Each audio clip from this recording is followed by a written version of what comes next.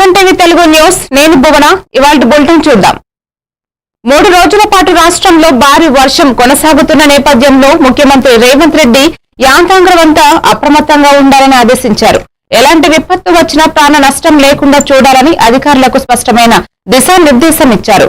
భారీ వర్షాల నేపథ్యంలో సిబ్బందికి సెలవులు రద్దు చేయాలని సూచించారు। హైదరాబాద్ లో ట్రాఫిక్ నియంత్రణ కోసం అవసరమైతే ఐటీ సిబ్బందికి వర్క్ ఫ్రం హోం సౌకర్యం కల్పించాలని సూచనలు చేశారు। ప్రజల భద్రత కోసం అన్ని చర్యలు తీసుకోవాలని సీఎం ఆదేశాలనిచ్చారు। ఈ విధంగా వర్షాల ప్రభావాన్ని తగ్గించేందుకు ప్రభుత్వ యాంత్రాంగం కట్టుబడి ఉందన్నారు।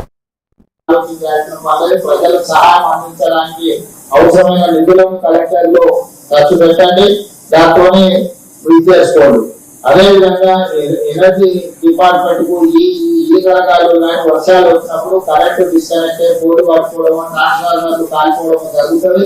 ఎక్కడికక్కడ అప్రమత్తంగా ఉండాలి, ఎక్కడ రిస్క్ చేయాలి, మొబైల్ ట్రాన్స్ఫార్మర్స్ రెడీగా పెట్టుకోవాలి, ఎక్కడికక్కడ పవర్ ఏదైనా అవసరం అయితే ఇచ్చేయాలి, పవర్ రిస్టోర్ చేయలేకపోతే అవసరమైతే జనరేటర్స్ అయినా కూడా మీరు వాళ్ళని అప్రమత్తం చేసి చేసుకోవాల్సిన అవసరం ఉంటుంది। ఎక్కడైనా విద్యుత్ కానీ లేకపోతే తాగునీటి కానీ డ్రైనేజ్ వ్యవస్థ కానీ వీటన్నిటిని మీరు అప్రమత్తం చేసుకోవాలి, నిరంతరం పర్యవేక్షిస్తుండాలి। ఒక డిపార్ట్మెంట్ నాకు తెలుసు, ఒక డిపార్ట్మెంట్ తెలియదని కానీ ఫైర్ డిపార్ట్మెంట్ కానీ నేషనల్ డిజాస్టర్ డిపార్ట్మెంట్ కానీ లేకపోతే స్టేట్ డిజాస్టర్ మనం సొంతంగా స్టేట్ డిజాస్టర్ మేనేజ్మెంట్ కూడా మొత్తం ట్రైనింగ్ ఇచ్చి ఆల్మోస్ట్ 1000 ఫోర్స్ మనం ట్రైనింగ్ ఇస్తున్నాం। దాదాపు 2000 మంది అందుబాటులో ఉండు। ఏ ఏరియాలో ఏ జిల్లాలో అత్యధికంగా వర్షం పడే అవకాశం ఉందో ఆ ఏరియాలో పులివెందుల జెడ్పీటీసీ ఎన్నికలు ప్రశాంతంగా జరగాల్సిన అవసరం ఉన్న నేపథ్యంలో వైకాపా మాజీ ఎమ్మెల్యే రాచమల్లు శివప్రసాద్ రెడ్డి తీవ్ర పదజాలంతో పోలీసులను హెచ్చరించారు। పోలీసులది గుమస్తా మనస్తత్వం అని చెప్పారు। తాము 4 ఏళ్ల తర్వాత అధికారంలోకి వస్తే పోలీసులు ఉద్యోగాలు కోల్పోతారని కూడా ఆయన అన్నారు। ఈ వ్యాఖ్యలతో పోలీసులలో ఆందోళన రేకెత్తింది। ఎన్నికల సందర్భంగా శాంతి భద్రత కోసం పోలీసులు సమగ్ర చర్యలు చేపట్టడానికి ఆయన చేసిన వ్యాఖ్యలు విరోధంగా మారాయి। సత్యమైనప్పటికీ కూడా నేను ఆశ్చర్యానికి గురి కాలేదు। కారణం నేను 10 రోజులుగా ఇదే చెప్తాను। నేను మాకు పోటీ వీళ్ళు కాదు, పోలీసు వాళ్ళు మాకు పోటీ, పోలీసు వాళ్ళు మాకు పోటీ, పోలీసు వాళ్ళు పోటీ, తెలుగుదేశం పార్టీ ఇట్లా చేస్తుంది ఇట్లా చేస్తుంది కొంత చెప్తానా। నిన్న కూడా చెప్పిన తర్వాత 7-10కి ఇట్లా చేస్తారని కాలజ్ఞానం చెప్పినాడు ప్రసాద్ రెడ్డి రాజమౌళి అని చెప్పి పీఠ రవి నన్ను మాట్లాడినారు। కాలజ్ఞానమే జరిగింది, కానీ నేనైతే ఆశ్చర్యపోలే। పోలీసు వాళ్ళ గుమస్తా మనస్తత్వం నాకు తెలుసు, కాబట్టి ఇట్టే జరుగుతుందని నాకు తెలుసు। ఇంకా ఫైనల్ గా నేను చెప్పేది పోలీసు వాళ్ళకు వాళ్ళకు తెలుగుదేశం వాళ్ళకు ఒకటే, చేసినారు బాగానే ఉంది, ఇబ్బంది లేదు। 4 సంవత్సరాల తర్వాత మా రోజు ఒక రోజు వస్తే మాత్రం ఈ రాష్ట్రంలో స్థానిక సంస్థల్లో వార్డు మెంబర్ కూడా తెలుగుదేశం గెలిచే నిజమే, వార్డు మెంబర్ కూడా గెలిచనీయం। ఇంకా పోలీసు వాళ్ళు ఇప్పుడు దాష్టికం చేసినారు కదా, వాళ్ళకు పోలీసు అన్నారు కూడా చెప్తారా। ఈ రోజు పులిందల మండలానికి సంబంధించి ప్రజాస్వామ్యాన్ని మానభంగం చేసేదానికి ఇంత నీచంగా ఏదైతే ఒడిగట్టారో డిఎస్పీల కానించి సిఐల కానించి ఎస్ఐల కానించి మంచోళ్ళు అనడంలే చెడ్డోళ్ళనే చెప్తాను నేను। 4 సంవత్సరాల తర్వాత వాళ్ళు పోలీసు ఉద్యోగంలో ఉండరు, 4 సంవత్సరాల తర్వాత వాళ్ళకి పోలీసు ఉద్యోగం। కోనసీమ జిల్లా రామచంద్రాపురంలో మాజీ ముఖ్యమంత్రి స్వర్గీయ ఎన్టీఆర్ కాంస్య విగ్రహాన్ని నటుడు నారా రోహిత్, మంత్రి వాసంశెట్టి సుభాష్ కలిసి ఆవిష్కరించారు। ఈ వేడుకలో భారీ పూలదండ వేసి ఎన్టీఆర్ కు గౌరవ నివాళులు అర్పించారు। ఎన్టీఆర్ గొప్ప నాయకుడు, ప్రజల హృదయాలలో చిరస్థాయిగా నిలిచిపోయిన వ్యక్తి అని నారా రోహిత్ అభిప్రాయపడ్డారు। విగ్రహావిష్కరణలో పాల్గొనడం తనకు గర్వంగా ఉందని కూడా ఆయన తెలిపారు। స్థానికులు, నాయకులు భారీగా పాల్గొని ఈ కార్యక్రమాన్ని ఘనంగా జరుపుకున్నారు।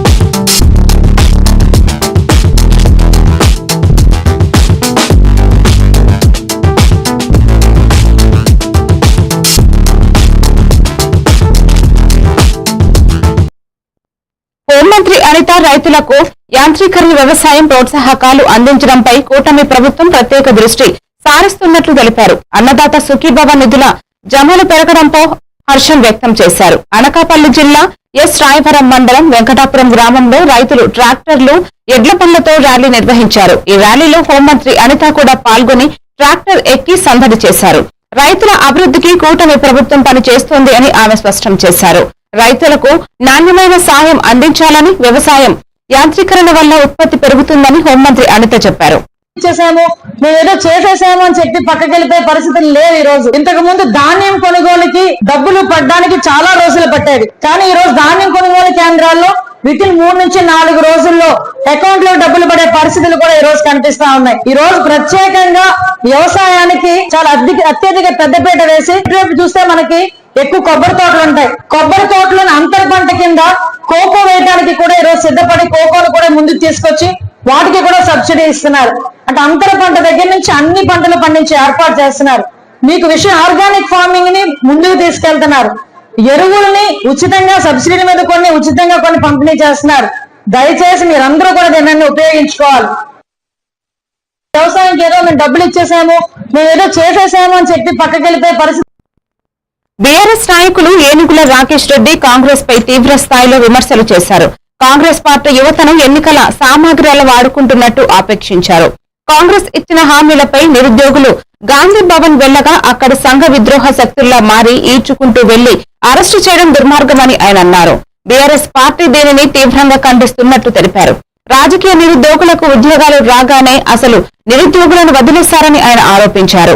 ఈ పరిస్థితి యువతలో ఆగ్రహాన్ని పెంచుతుందని, నిజమైన నిరుద్యోగులకు న్యాయం చేయాలని బీఆర్ఎస్ పార్టీ వలె ఆయన కోరారు. ప్రజాస్వామ్యం కాపాడేందుకు సమర్థమైన చర్యలు అవసరమని రాకేష్ రెడ్డి పేర్కొన్నారు. కరపత్రాలను పంచారో, ఏ చేతులతోనైతే ఆ రోజు కాంగ్రెస్ పార్టీ గోడ పోస్టర్లను అతికిచ్చారో ఆ చేతులకే ఈ రోజు కాంగ్రెస్ ప్రభుత్వం సంఖ్యలు వేస్తా ఉన్నది. ఇది చాలా దుర్మార్గం, దురదృష్టకరం. ఇది ఓడెక్కదాకా ఓడమల్లన్నా, ఓడ దిగినాక బోడమల్లన్న చందంగా ఈరోజు కాంగ్రెస్ పార్టీ ప్రభుత్వం వివరించడం ఇది చాలా వింతగా ఉన్నది. మీకు 2 లక్షల ఉద్యోగాలు ఇస్తాం, అది చేస్తాం, ఇది చేస్తామని నమ్మవలికి యాత్రలు చేయించుకొని తీరా అధికారానికి వచ్చిన తర్వాత ఈరోజు వాళ్ళను విస్మరించడం చాలా దురదృష్టకరం. ఇచ్చిన హామీల గురించి, మా సమస్యల గురించి విన్నవించుకోవడానికి మేము గాంధీ భవన్కి వస్తున్నామని చెప్పి నిరుద్యోగులు గాంధేయ మార్గంలో ఈరోజు గాంధీ భవన్ వైపు వెళ్తా ఉంటే గేట్ల దగ్గర దొరకబట్టుకొని ఈరోజు గొరగొర గుంజుకుంటా పోయి ఈడ్చుకుంటా పోయి ఈరోజు జీబులు ఎక్కించి వ్యాన్లు ఎక్కించి వాళ్ళను ఏదో సంఘ విద్రోహ శక్తుల్లాగా వాళ్ళను ట్రీట్ చేయడము, వాళ్ళని అరెస్ట్ చేయడము, అక్రమ కేసులు పెట్టడము ఇది చాలా దుర్మార్గం. దీన్ని బీఆర్ఎస్ పార్టీ తీవ్రంగా ఖండిస్తా ఉన్నది. రాజకీయ నిరుద్యోగులకు ఉద్యోగాలు రాగానే అసలు నిరుద్యోగులను ఈరోజు గాలికి వదిలేసింది. వాళ్ళు చేసిన తప్పేంది? మీ పార్టీకి ప్రచారం చేయడమే తప్ప, మీ కరపత్రాలను పంచడమే తప్ప, మీ యాత్రలకు ప్లానింగ్ చేయడమే తప్ప ఏం తప్పు చేసిందని చెప్పి ఈరోజు వాళ్ళని అరెస్ట్ చేసిందో కాంగ్రెస్ పార్టీ ప్రభుత్వం చెప్పాల్సిందే. ఈ సందర్భంగా తెలంగాణలో భారీ వర్షాలు కొనసాగుతున్న నేపథ్యంలో ప్రజలందరూ అప్రమత్తంగా ఉండాలని మంత్రి సీతక్క విజ్ఞప్తి చేశారు. రాత్రి వేళల్లో వీలైనంత త్వరగా బయటకు రాకుండా ఉండాలని సూచించారు. తడిసిన గోడలు, పగుళ్లతో ఉన్న పైకప్పులు ఉన్న ఇళ్లలో ఉండడం ప్రమాదకరమని, అవసరమైతే సురక్షిత ప్రాంతాలకు వెళ్లాలని ఆమె హెచ్చరించారు. ప్రజల భద్రతకు ప్రభుత్వం అన్ని చర్యలు తీసుకుంటోందని మంత్రి అన్నారు. ఈ మేరకు యంత్రాంగం అప్రమత్తంగా ఉండడంతో ప్రజలు స్వయంగా జాగ్రత్తలు తీసుకోవాలని ఆయన సూచించారు. పెద్ద ఎత్తున వర్షాలు పడుతున్నప్పటికీ ఎలాంటి ప్రమాదాలు జరగకుండా చూడాల్సిందిగా మంత్రి సీతక్క స్పష్టం చేశారు. రాష్ట్ర ప్రజలందరికీ కూడా ఒక విజ్ఞప్తి. మరి ఇప్పటికే వాతావరణ శాఖ తెలిపినటువంటి వివరాల ప్రకారం భారీ నుంచి అతి భారీ వర్షాలు పడేటువంటి అవకాశం ఉన్న దృష్ట్యా మరి అందరూ కూడా అప్రమత్తంగా ఉండి వాగుల దగ్గర కానీ చెరువుల కాడికి కానీ మరి రాత్రిపూట బయటికి రాకుండా జాగ్రత్తగా ఉండాలి.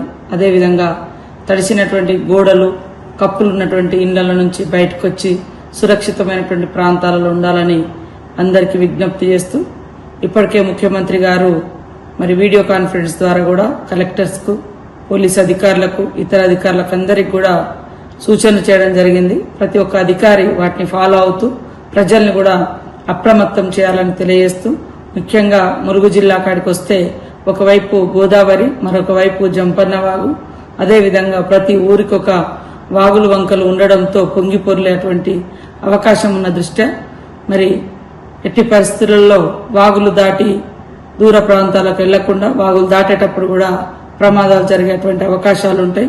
అదే కాకుండా చేపల వేటకు పోయేటువంటి మత్స్యశాఖ సోదరులకు కూడా విజ్ఞప్తి, దయచేసి బయటికి వెళ్లకుండా కుటుంబ సభ్యులతోటే ఉండాలని కోరుకుంటూ, అదేవిధంగా కలెక్టర్స్ మరి ముఖ్యంగా ములుగు కలెక్టర్ గారు, అధికారులు అందరూ కూడా అప్రమత్తంగా శ్రీ సంగిశెట్టి జగదీష్ ప్రకారం ప్రజాస్వామ్యాన్ని పరిరక్షించడానికి ఇండియా కూటమి సంకల్పంతో ముందుకు వచ్చింది.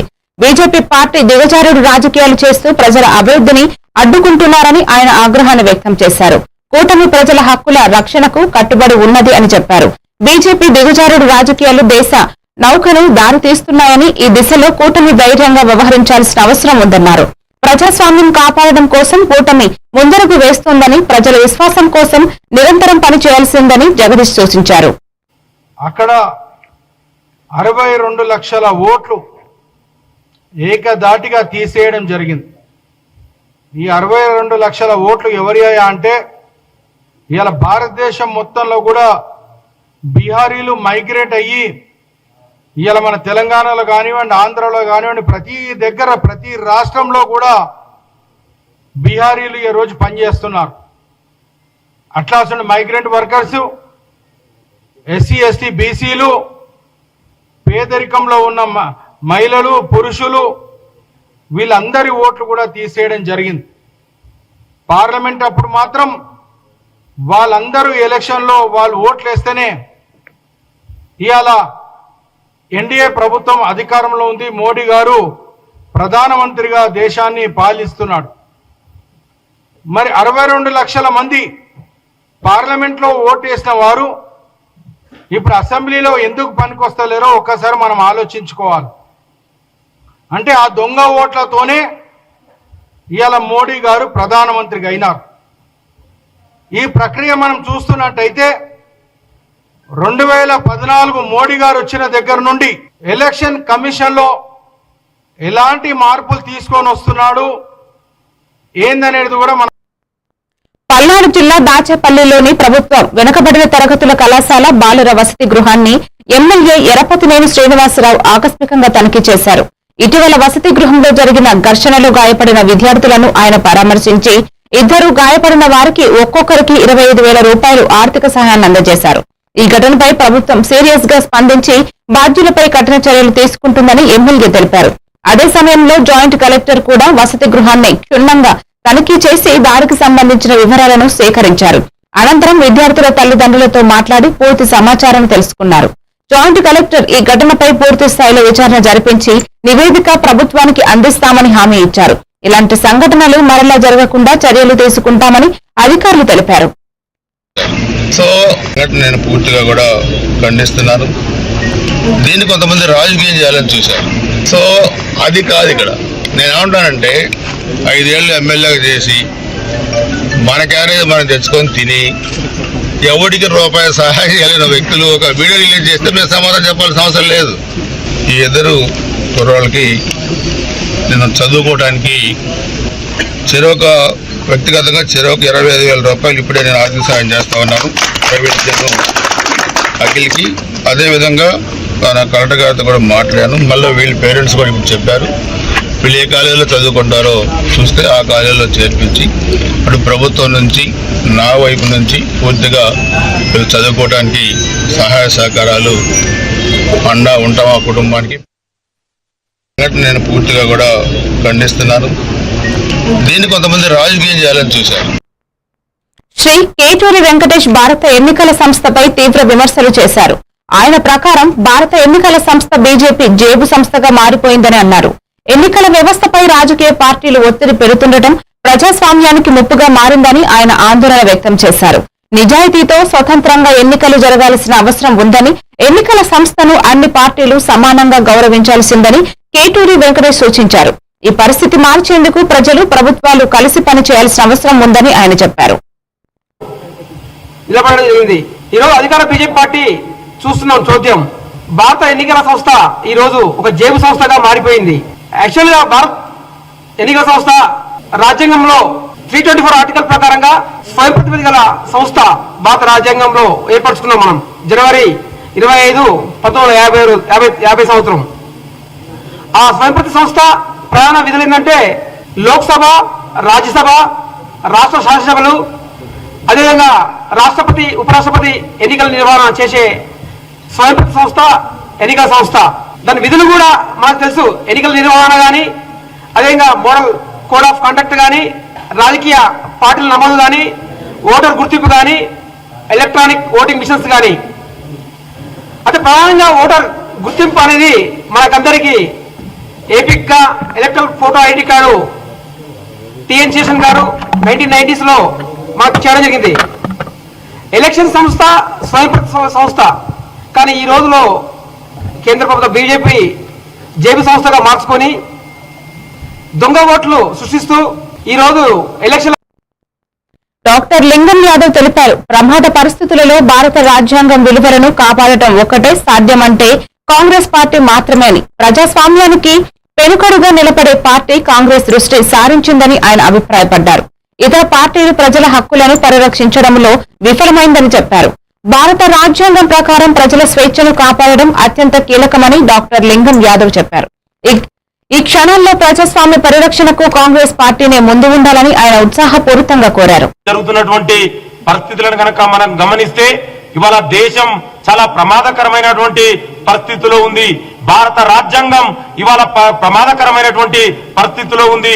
ప్రజాస్వామ్యం ఇవాళ ఇవాళ బీజేపీ నాయకులు ప్రజాస్వామ్యాన్ని ఇవాళ అవమానిస్తున్నటువంటి ఘటనలు ఇవాళ మనకు చాలా స్పష్టంగా కనబడుతున్నాయి. Leader of the opposition Rahul Gandhi గారు ఏదైతే ఓట్ చోరీ జరుగుతుందని ఒక ఎక్స్ప్లోజివ్ ఎవిడెన్స్ తోటి ఇవాళ స్పష్టమైన ఆధారాలు మనకు బయట పెడితే ఇవాళ స్పందించవలసినటువంటి ఎలక్షన్ కమిషన్ కాకుండా ఇవాళ బీజేపీ నాయకులు ఇవాళ స్పందిస్తున్నారు. ఇవాళ మనం అర్థం చేసుకోవచ్చు, ఈ దేశంలో బీజేపీ నరేంద్ర మోడీ అధికారంలోకి వచ్చిన తర్వాత ఏ విధంగా ఇవాళ ఎలక్షన్ ఓట్ చోరీ జరుగుతుందనేది మనకు చాలా స్పష్టమైన ఆధారాలతో ఇవాళ మనకు రాహుల్ గాంధీ గారు దాదాపు 6 నెలలు ఇవాళ టైం తీసుకొని బెంగళూరు సెంట్రల్ లో లోక్సభ స్థానంలో ఒక మహదేవ్పూర్ అసెంబ్లీ కాన్స్టిట్యున్సీలో జరిగినటువంటి 1,00,000 ఓట్ల దొంగ ఓట్లని ఇవాళ ఆధారాలతో సహా మనకు బయట పెట్టడం జరిగింది. ఇవాళ డూప్లికేట్ ఓట్లతోటి ఏ విధంగా గుర్ప్రీత్ సింగ్ దంగ్ అనే వ్యక్తి ఏ విధంగా ఇవాళ 4 పోలింగ్ బూత్లలో ఇవాళ అతనికి ఓటింగ్ ఇవాళ అవైలబిలిటీ ఉంది. అదే విధంగా ఫేక్ అడ్రస్ తోటి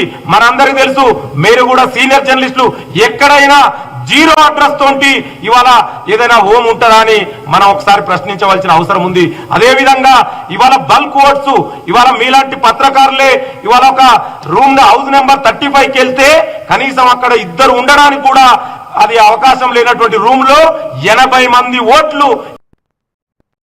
మాజీ ఎమ్మెల్యే బీజేపీ రాష్ట్ర ఉపాధ్యక్షుడు ఎన్వీఎస్ఎస్ ప్రభాకర్ అన్నారు. ప్రజాప్రతినిధులను నాయకులను గృహ నిర్బంధనం చేయడం బీఆర్ఎస్ హయాంలోనే కాదు, ఇప్పుడు కాంగ్రెస్ పాలనలో కూడా కొనసాగుతోందని అన్నారు. ప్రజల కష్టాలపై రాజకీయ నాయకులు స్పందించాల్సిన బాధ్యత ఉన్నప్పటికీ ప్రభుత్వం అన్యాయంగా గృహ నిర్బంధాలు పెంచుతోందని ఆరోపించారు.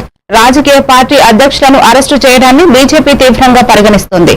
రాష్ట్రంలోని ఉన్నతాధికారులు, ఐఏఎస్, ఐపీఎస్ అధికారులు తమ పద్ధతులు మార్చుకుని న్యాయ సిద్ధంగా వ్యవహరించాల్సిన ఆశిస్తున్నట్లు ఆయన చెప్పారు. ప్రజాస్వామ్య పరిరక్షణ ఇదే మంచి మార్గమని ఎన్వీఎస్ఎస్ ప్రభాకర్ అన్నారు.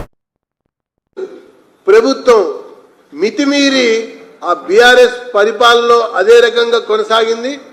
ఇప్పుడు ఈ కాంగ్రెస్ పాలన కూడా అదే రకంగా కొనసాగుతూ వస్తా ఉంది.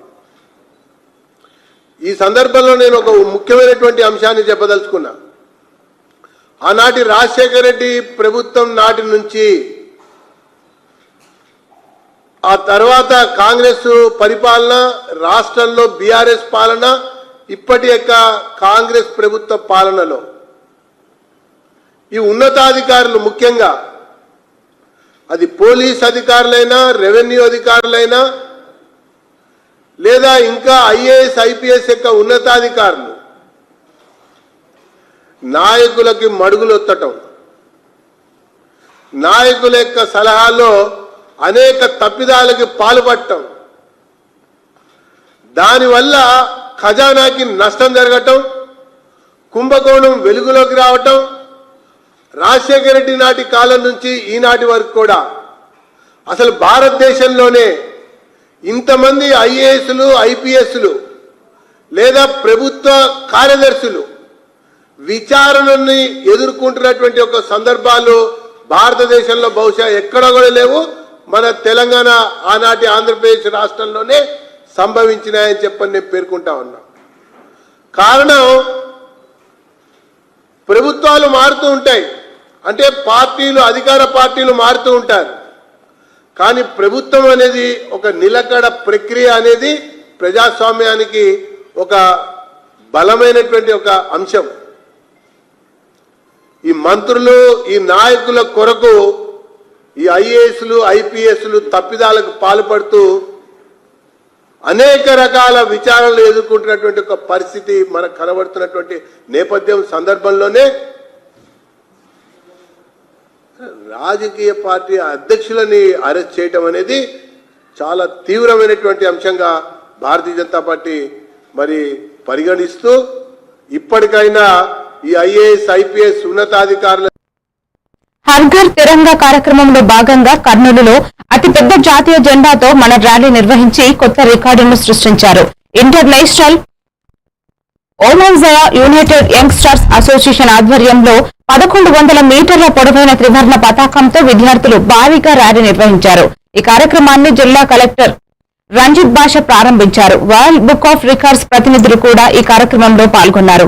గతంలో గుజరాత్ లో 3200 అడుగుల జాతీయ జెండాతో ర్యాలీ జరిగింది. తాజాగా కర్నూలులో 3500 అడుగుల త్రివర్ణ పతాకంతో ర్యాలీ నిర్వహించి రికార్డు సృష్టించామని కలెక్టర్ వెల్లడించారు. ఈ ఘన కార్యక్రమం ప్రజల్లో జాతీయ చైతన్యాన్ని పెంపొందించింది.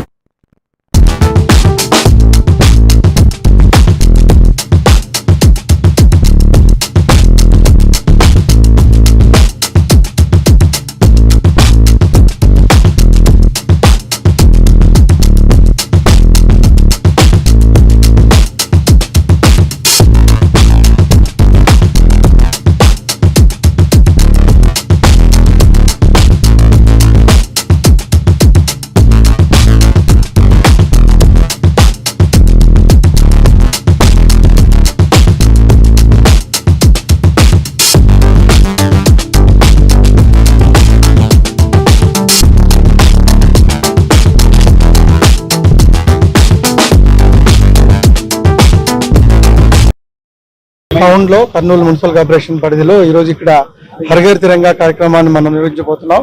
ఈ సందర్భంగా IAUISA ఆధ్వర్యంలో ఇక్కడ ఒక ర్యాలీని మనం ఏర్పాటు చేయబోతున్నాం. ఈ ర్యాలీలో విశేషం ఏంటంటే, మీకు గుజరాత్ నుంచి అబ్జర్వర్ వచ్చారు, వరల్డ్ బుక్ ఆఫ్ రికార్డ్స్ సంబంధించి. సో ఇంతకుముందు గుజరాత్ లో ఒక 3200 ఫీట్ తో ఒక నేషనల్ ఫ్లాగ్ ర్యాలీ చేశారు. ఈ రోజు ఇక్కడ 3500 ఫీట్ అంటే 1100 మీటర్ల జెండాని ఈరోజు మనం ఇక్కడ చేయబోతున్నాం. సో దిస్ ఈజ్ ఒక రికార్డ్ క్రియేట్ చేయబోతున్నాం ఈరోజు. సో ఈ సందర్భంగా కర్నూలు ప్రజలకి, ఎస్పెషల్లీ NGOకి అందరికీ కూడా మరొకసారి విజ్ఞప్తి ఏంటంటే, ఆగస్ట్ 15 దాకా మనం కార్యక్రమం నడుపుతున్నాం. ప్రతి ఇంటి మీద కూడా జెండా ఎగరాలి హర్ ఘర్ తిరంగా భాగంలో. సో ఒకసారి అందరూ కూడా దేశభక్తిని చాటి చెప్పాలని చెప్పేసి అందరినీ మరిన్ని అప్డేట్స్ తో మళ్ళీ కలుద్దాం. Stay tuned to A1 TV Telugu news.